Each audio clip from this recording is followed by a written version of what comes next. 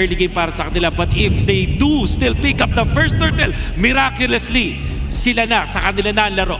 Nag-aabang ng dalawang hakbang ang Aurora, but can TLPH equalize the series? Womi, Burrito, take it away.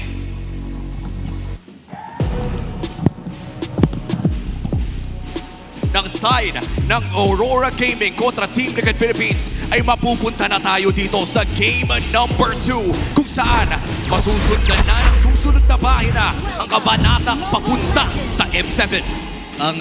Itong dalawang kupunan na to ay masasabi natin na pang world class talaga deserve ng Team Liquid Philippines at Aurora kung nasaan man sila ngayon. Pero isa lamang ang magwawagi, isa lamang sa ngayong araw ang magiging opisyal lamang sa ngayong araw ang magiging opisyal na representante ng Pilipinas pagdating sa M7.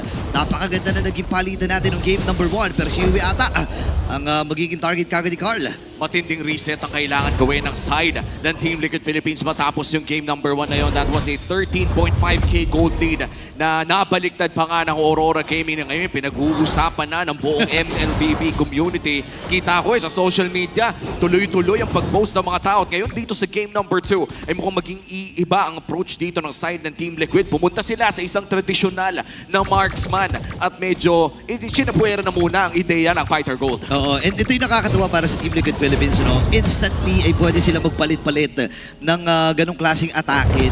Aurora naman sinubukan nila last time o yung kahapon doon laban nila against TNC na ganun din ang gawin ni Doming. Pero wait lang, may gagawin nata dito at Team Liquid Philippines.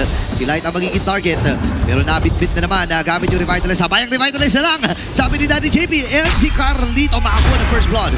And tignan mo naman yun, dinelay pa nga yung Ugi Shadow kill kung sakaling hindi kailangan pindutin ay pwede nang makuha yung kill. But Team Liquid Philippines, again, napakaganda ng kanilang early game nung nakita natin sa game number 1 at mukhang ganito rin ang pinapakita nila in game number 2. For Aurora Gaming, talagang sadyang mas safe ata maglaro ngayon ng early game ang side ng Aurora.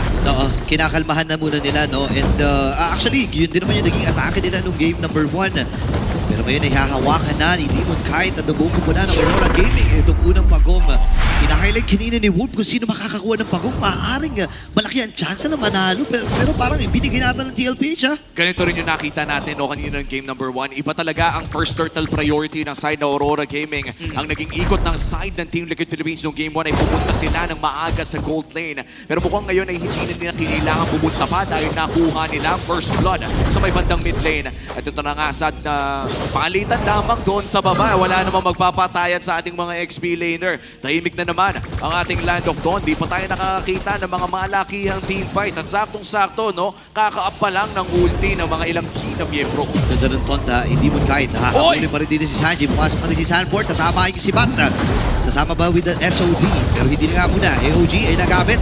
Tinamaan si Sanford! At mapapatay din sa kamay ni Demon Kite. JP ata next. Alam din na wala itong Revitalize. And actually, napindot pa nga niya. Kaya lang, hindi na rin nakatulong. Oo, at hindi na rin nakapunta via the SOD ang isang Moskov na yon. At para sa Aurora Gaming, tuloy ang kanilang pagpasok dito sa jungle ni Carl TZ. Pero mukhang hindi na makukuha ni Carl ang orange buff na yon dahil maaagaw ni Demon Kite. Yun lang ang hirap nito para sa isang Hayabusa. Pero mahirap din ang kalagayan ni Hoeb. Kasi si Light and si Doming ay siya ang pinuruhan. Maaari pat sa maaari na makaplato pa dito si Doming kahit sa itaas. Oo, at hindi lang talaga maaari. Mukhang makakalbo pa niya yan. Kung sakaling ikakat, pero mukhang si Edward ang punteriya ng side ng Aurora. Look at that! 3-man stun pare para makatakas. Iniwasan, kinapitan yung Siege Minion pero nandun si Oheb. Kasama na kaya lang ang problema, hindi yata niya alam. Tatlong miyembro mula sa Northern Lights ang pukunin siya doon sa naging tagpo. Ako. Medyo nag-overhit ata si Kuya mo Oheb doon with that SOD. At dahil dyan, mas lalong lalaki ang kalamangan ni Doming Kite in the gold lane. At mukhang Turtle ay sisimula na nga rin ang puna ng Aurora Gaming at hahawakan na nga ito ni Demon Kite. Medyo malayo pa si Carl TZ. Kaya naman masasabi natin, most likely ang Turtle na ito bigay mapupunta sa kamay ng Aurora Gaming. Ang nakakatakot dito, hindi pa nila napapanish si Doming Kite at tuloy-tuloy yung pag-scale ng hero na ito. Wow! Kaya na siya gamit si Edward, si JP ata ang kanilang tatargetin. Sanford isasama na rin, Revitalize in a force. So, maraming nagamit dun. Glorious Pathway, tsaka Revit. Oh, tsaka makikita natin no, sa ating goal Oheb. difference natin ng BPI ay mayroon na nga 1,000 kalamangan dito yung Granger kung ikukumpara doon sa isang Moscow. At dahil dyan, no, makukuha na rin ni Doming kahit Antore doon sa may bandang itaas. Mas mapapabilis pa yung Doming double na tinatawag dito ni Wolf na mas makaka-double lane ang side ng Aurora Gaming. Considering no, na kahit hindi expanding reverse toy, napakabilis pa rin talagang umikot ng Aurora. Oo, naalala ko nung kahit wala pa yung patch, no, yung Project Next na patch, talagang ginagamit na yung isang Granger, no, dahil sobrang bilis ka niya mag-double lane, sobrang bilis sumama sa mga team fights, and hindi rin masyadong alagain, di ba? Oo. Talagang ito yung hero na ilang beses nang na-nerf Oo. dahil na rin sa aking magandang ability kit na meron ng isang Granger. But even after the nerfs, so nakikita pa rin natin players such as, I would say, Oheb, pati na rin si Doming kahit grabe mag-Granger mga ito during the regular season of Season 16. At hanggang ngayon dito sa playoffs ay nakikita natin kung gaano nga ba kalupit mag-MM ang dalawang ito. Silipin natin ang ating Infinix in-game equipment. Tapos na nga dito ang Hunter Strike ni Carl Dizzy. But look at this, meron na rin Skypiercer dito si Doming Knight. Aray ko po, makakagalaw ata si Sanford. And this time, nagamit yung Throne of Ruin. Throne of Ruin, ay naku po! Si Doming Kite nakakuha na unang stock ng kanyang piercer. Ay si Sanford.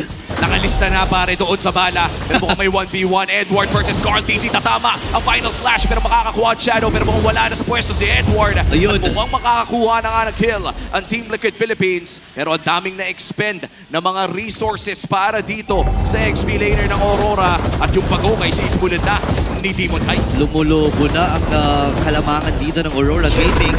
Napakahirap nito lalo na kung ikukomposisyon ay nilalaro mo is the Hayabusa.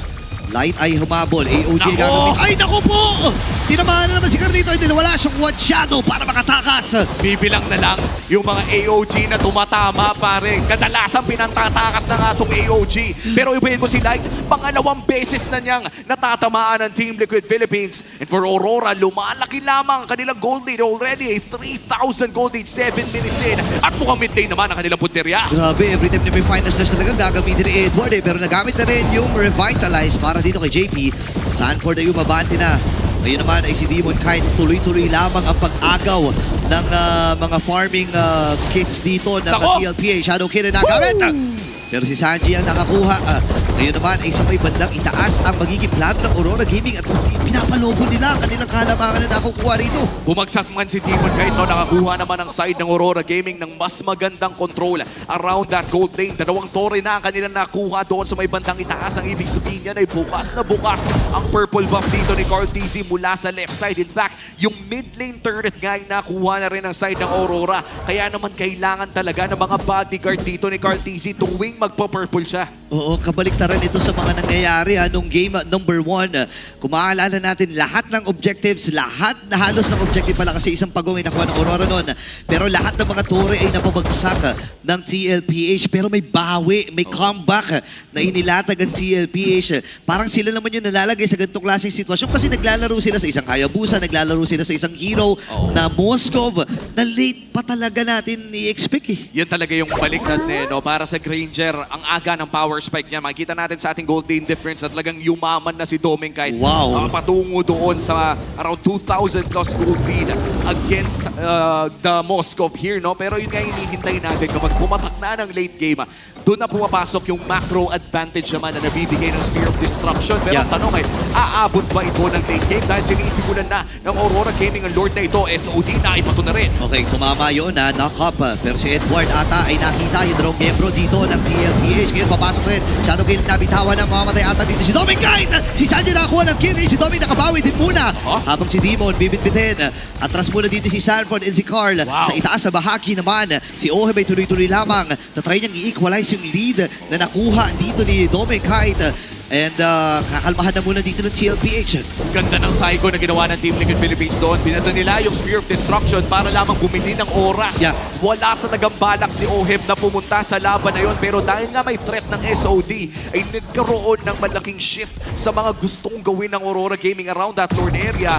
All the while na na-install ito ng Team Liquid Philippines. Kaya bumalik na naman tayo dito sa punto na naagawan na naman. O sabihin na lang nating natakyasan yung gold lead na meron dito ang Aurora at wala pa rin nakakakuha ng Lord. Ito na ang game plan para sa Team Liquid Philippines. Patagalin yung laro and eventually kumuha ng macro advantage. Yun nga, tsaka ang maganda dito, no, hindi pa rin nahahawakan din itong si Sanji.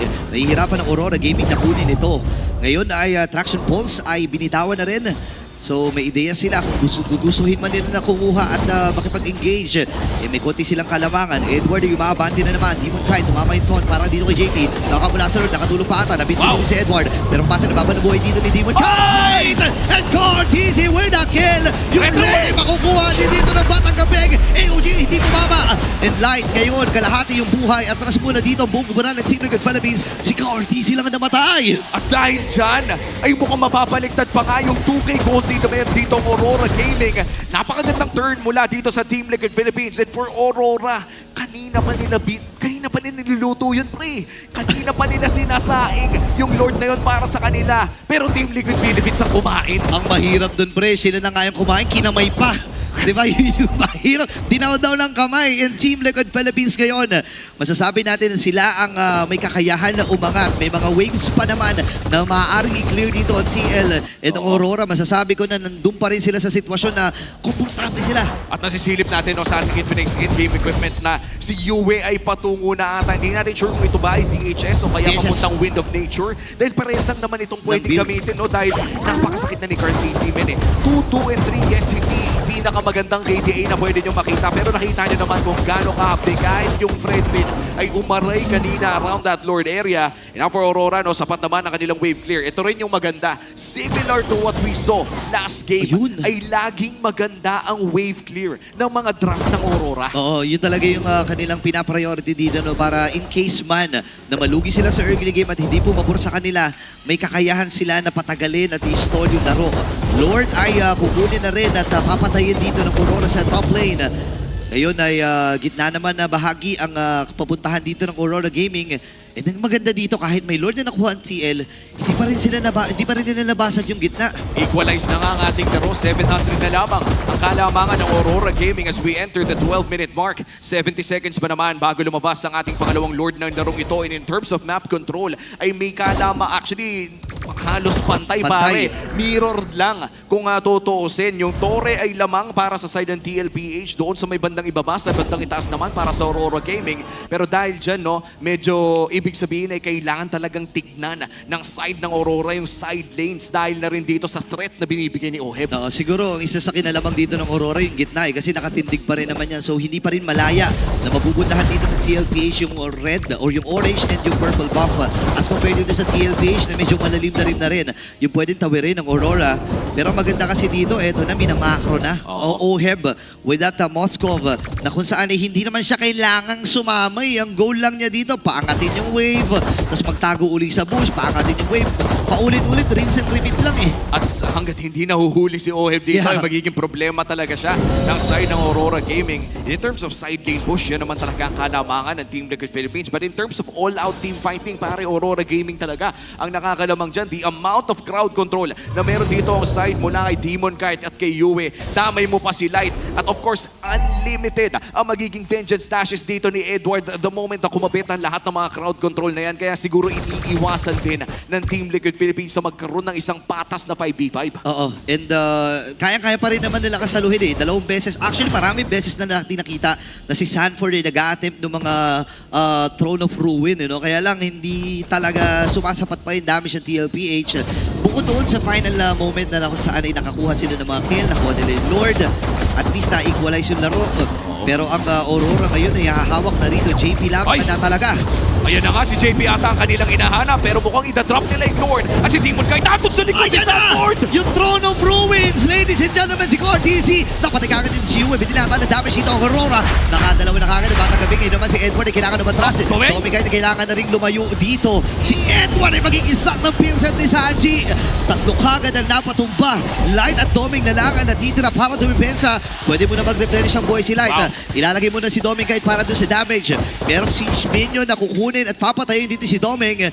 Pero ang goal ata dito ng TLPH ay samantalahin ang pagkakataon na wala si Yue Edward at si Demon Kite. Mukhang pepersate pa nga nila. Here comes the Barak. Glorious Pathway mula dito kay JP at iaangat pa nga. One inhibitor, turn it down. At tignan mo naman yung bounce dito kay Ohe. Makakapag-win of nature pa naman. At makakatakas pa. Sasaluhin ni Sanford ang mga bala. Oh. At makakadepensa sila sa mid lane. Pero habang nangyayari ang lang na yun, ang tunay na magic trick ay nasa likod. Nakakuha ng Lord, si Carl TZ. Oo, wala na ring way din ang Aurora para kumuntes doon dahil nga namatay doon si Demon Kite. Magandang pagkakataon sa Team Liquid Philippines. Buti na lamang ay pagbuhay ng Lord ay kumpleto na rin dito ang Aurora. At sinasabi mo to kanina about doon sa clear wave na meron sila na descended din naman kung iisipin mo.